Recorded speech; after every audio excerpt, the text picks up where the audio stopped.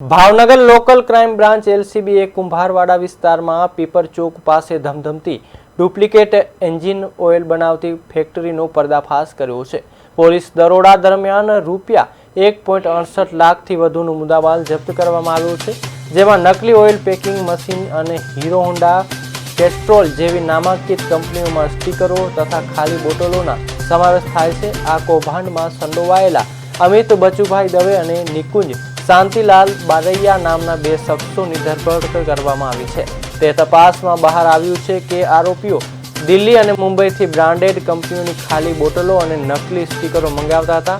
અમદાવાદથી લાવેલા સસ્તા ઓઇલને આ બોટલોમાં ભરી આબેહૂબ પેકિંગ કરી અસલ તરીકે બજારમાં વેચતા હતા। છેલ્લા 6 મહિનાથી ચાલતા આ કાળા કારોબારમાં અનેક વાહન ચાલકો સાથે છેતરપિંડી કરવામાં આવી હતી। પોલીસે હાલ ઓઇલના સેમ્પલ એફએસએલમાં મોકલી આપવામાં આવ્યા છે અને રિપોર્ટ આવ્યા બાદ આરોપીઓ વિરુદ્ધ કડક કાયદેસરની કાર્યવાહી હાથ ધરવામાં આવશે।